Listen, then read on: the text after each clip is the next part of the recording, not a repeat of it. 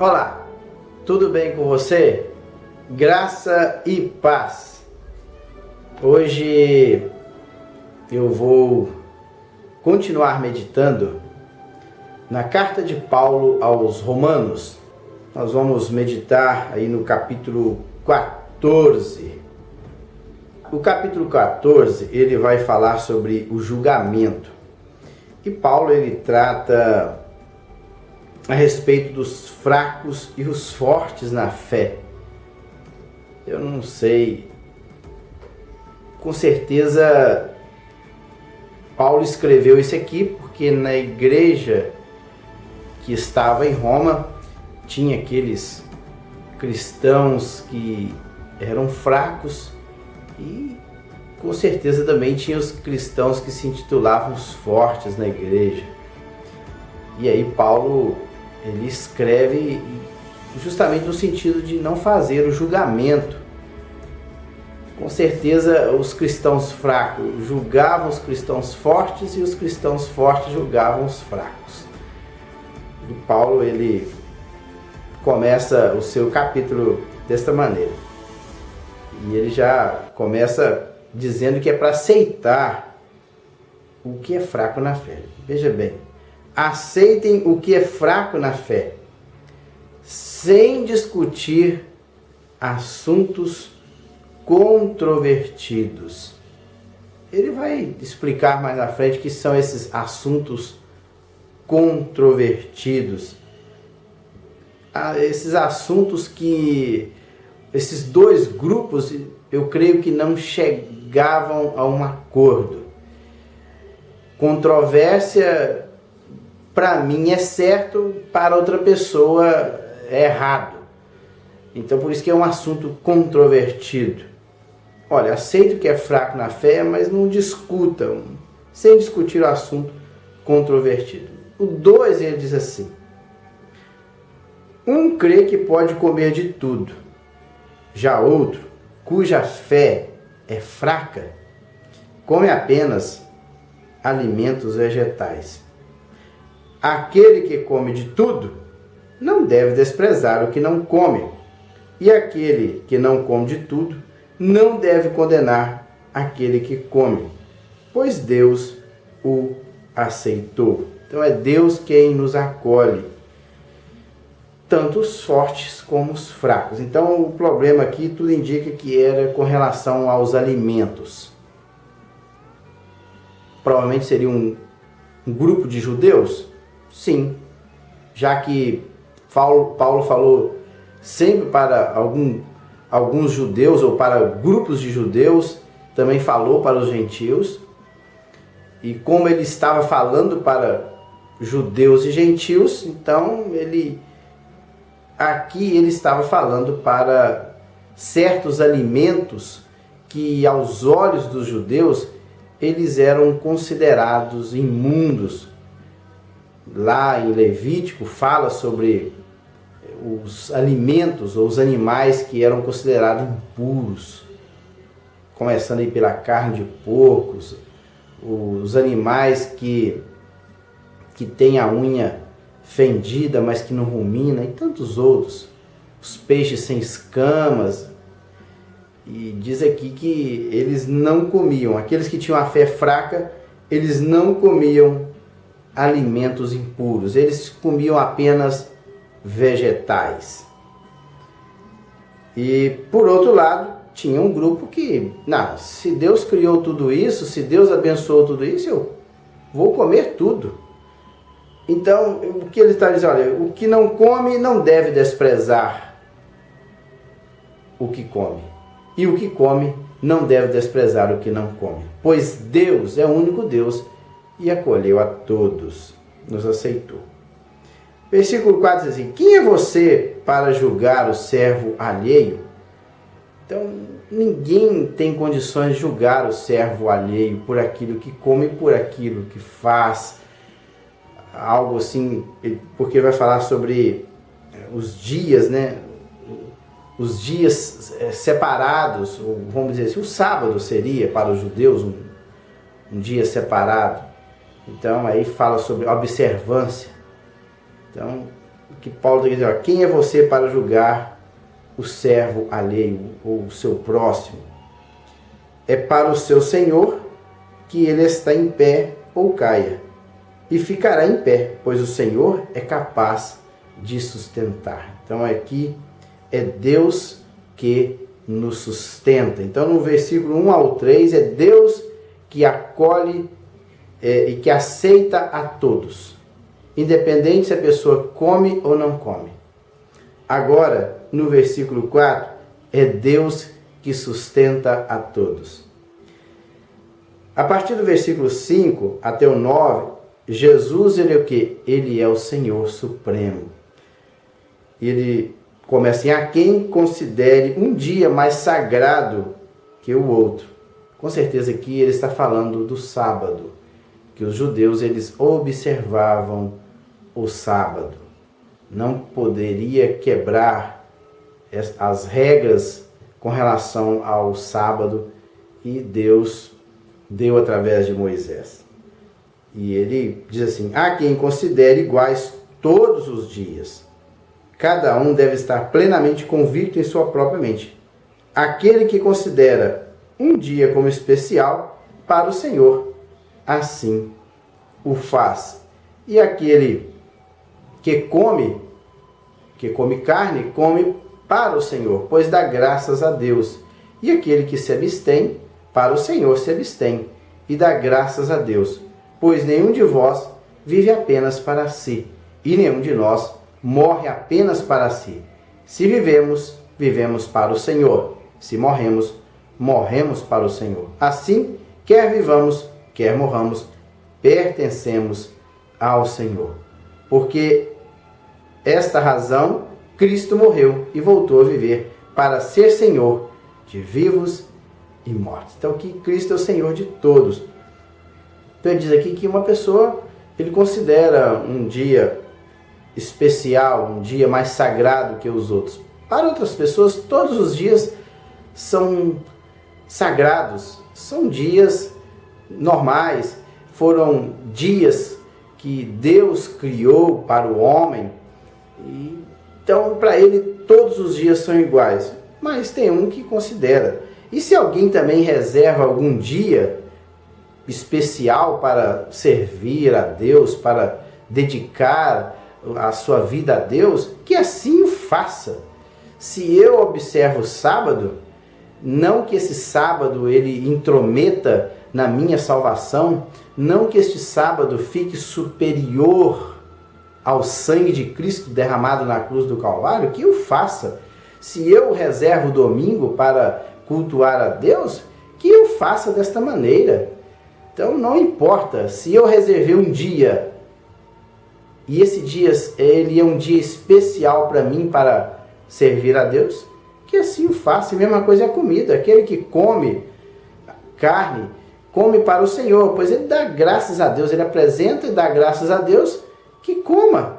E aquele que se abstém também, só se ele quiser abster-se por simples vontade, que abstenha. Por isso que cada um que faz tal ato, que ele dê graças a Deus por aquilo que ele esteja fazendo. Porque o Senhor, Jesus Cristo, ele é Senhor de todos nós. Quer vivamos, quer morramos, o Senhor é Senhor tanto de vivos como de mortos. E também ele diz aqui, a partir do verso 10, que o Senhor também é juiz.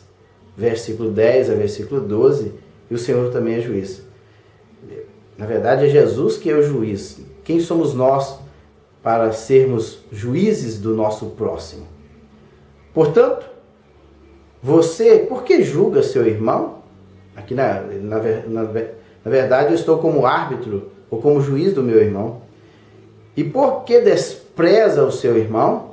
Porque eu estou julgando e desprezando o meu irmão?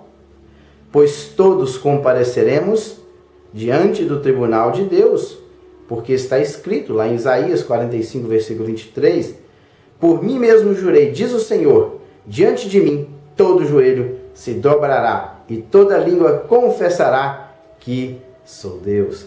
Então é o seguinte, quem é você, homem, para julgar o seu próximo?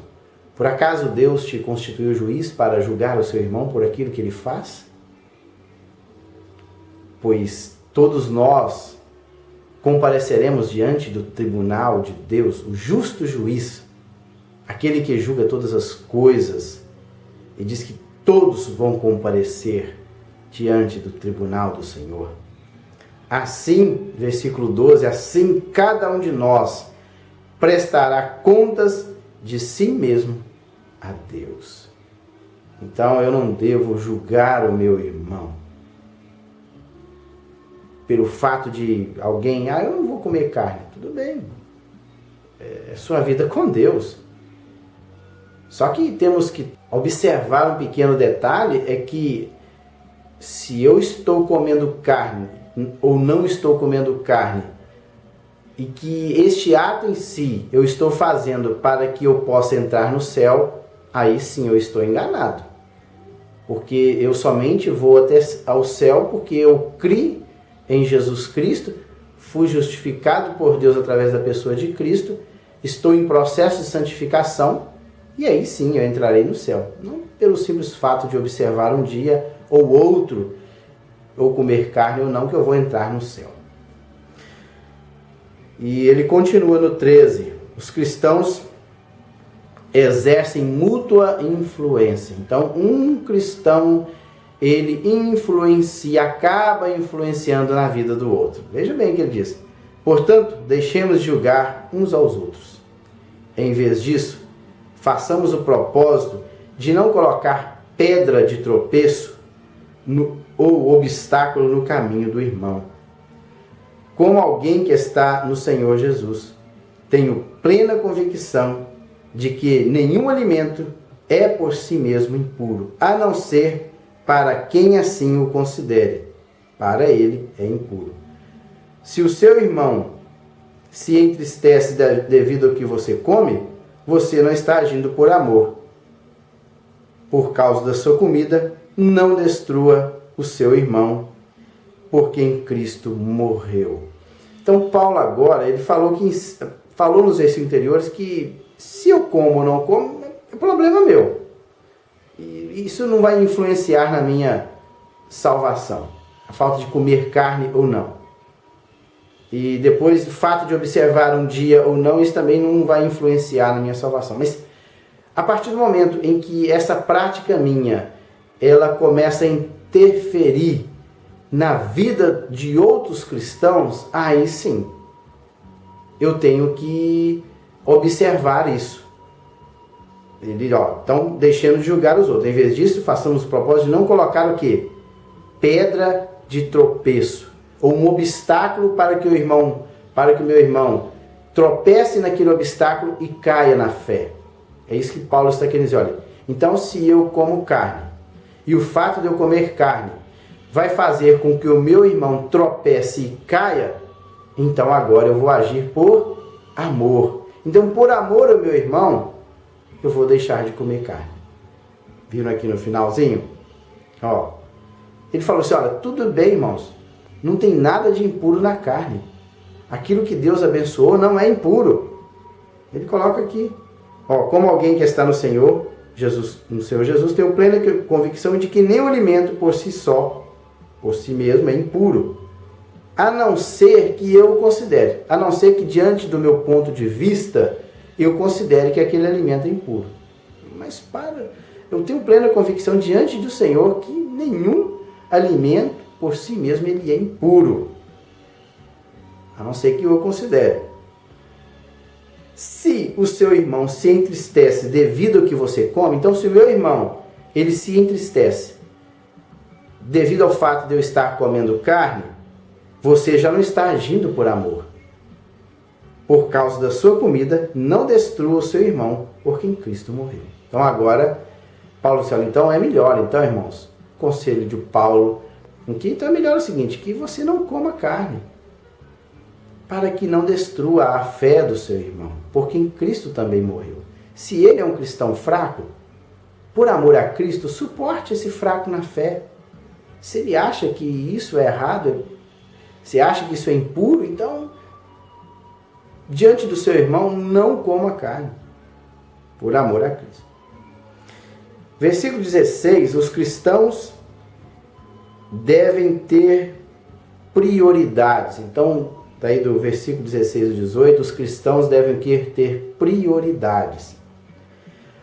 Então ele diz assim, aquilo que é bom para vocês não se torne objeto de maledicência, pois o reino de Deus não é comida nem bebida, mas justiça, paz e alegria no Espírito Santo. Aquele que assim serve a Cristo é agradável a Deus e aprovado pelos homens.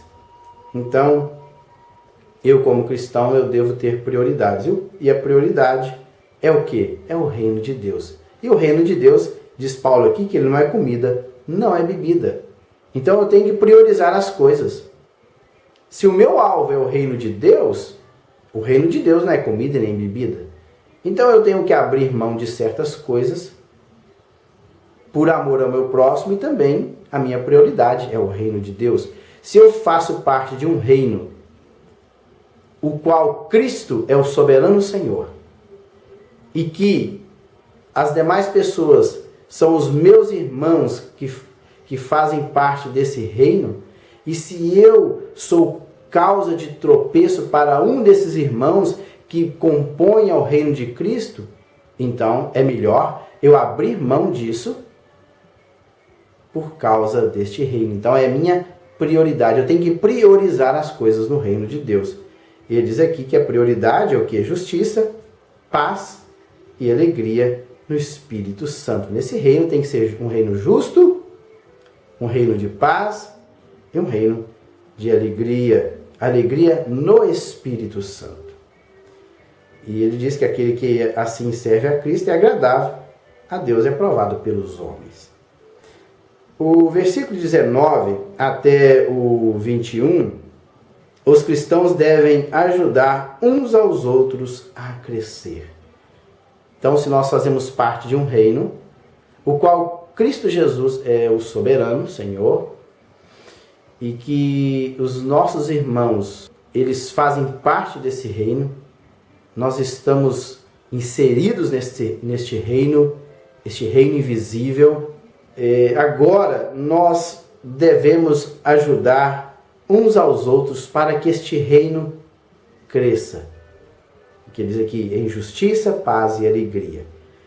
Por isso, ele diz assim, 19, por isso, esforcemo-nos em promover tudo quanto conduz à paz. Ele falou que o reino lá não é comida e bebida, é justiça, paz e alegria no Espírito. Então agora eu tenho que fazer tudo, eu tenho que esforçar ao máximo para promover tudo quanto conduz o quê? A paz. E a edificação mútua. Isso aqui, a edificação mútua aqui dá a ideia de a construção de um prédio, onde existem vários apartamentos. Isso aqui é uma edificação mútua. É um ajudando ao outro a crescer. E que este crescimento, ele tem que ser o quê? Um crescimento sadio. Um crescimento onde a justiça, a paz e a alegria reine neste crescimento. Porque todos nós fazemos parte do corpo de Cristo.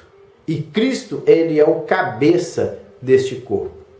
Então, é crescimento mútuo. Não destrua, o versículo 25, não destrua a obra de Deus por causa da comida. Então, se nós estamos em uma obra, nós estamos em um trabalho, porque nós estamos construindo, nós estamos edificando um edifício. Nós estamos edificando um corpo. E essa edificação é mútua. Então, Paulo diz, não destrua esta obra, não destrua este edifício por causa do quê? Da comida. Então não destrua este edifício que nós estamos trabalhando juntos. Não destrua isso com a comida. Todo alimento é puro. Mas todo alimento é puro. Olha, Paulo assim, todo alimento é puro, irmãos. Nós sabemos. Nós que somos fortes. Por isso que eu falei, por isso que é os cristãos fracos e os cristãos fortes na fé. Para os cristãos fortes, o alimento era puro, todo alimento é puro, mas para os cristãos fracos, certos alimentos, eles eram considerados impuros. Então, Paulo disse, olha, todo alimento é puro, sabemos disso, irmãos, mas é errado comer qualquer coisa que faça os outros tropeçarem. Mas então eu começo a cometer o erro quando eu como algo que faz o meu irmão tropeçar na fé. Então, se eu sou motivo de tropeço na vida dos meus irmãos, eu estou errando também. Eu tenho que fazer tudo para que o meu irmão não tropece na fé, na sua caminhada com Cristo. Então ele diz aqui, é melhor não comer carne, nem beber vinho, nem fazer qualquer outra coisa que leve o meu irmão a cair. É sério. Isto aqui é sério. Paulo, ele está dizendo algo seríssimo e que muitas das vezes nós não observamos isso. Nós praticamos algo que aos nossos olhos, isso não é errado, mas que aos olhos de um outro irmão, isto é errado. Então eu estou fazendo o meu irmão a cair na fé. Então ele fala aqui que é melhor não comer carne nem beber vinho. Muitos cristãos chegaram à conclusão que beber um cálice de vinho não é pecado. Mas se eu beber vinho vai fazer com que o meu irmão caia na fé, então, por amor a este edifício que está sendo construído, é melhor eu não beber o vinho? É melhor eu não comer carne? Porque se eu estiver agindo dessa forma, eu estou contribuindo para a queda do meu irmão. E se eu contribuir para a queda do meu irmão, o que está acontecendo? Eu não estou agindo por amor. E agora, encerrando aqui, os cristãos não devem impor suas opiniões sobre as dos outros. Assim, seja qual for o seu modo de crer a respeito dessas coisas, que isso permaneça entre você e Deus. Então, se eu tenho uma visão de que comer carne, qualquer tipo de carne, isso não é impuro, eu não devo tentar impor essa minha visão sobre a visão do meu irmão que é fraco.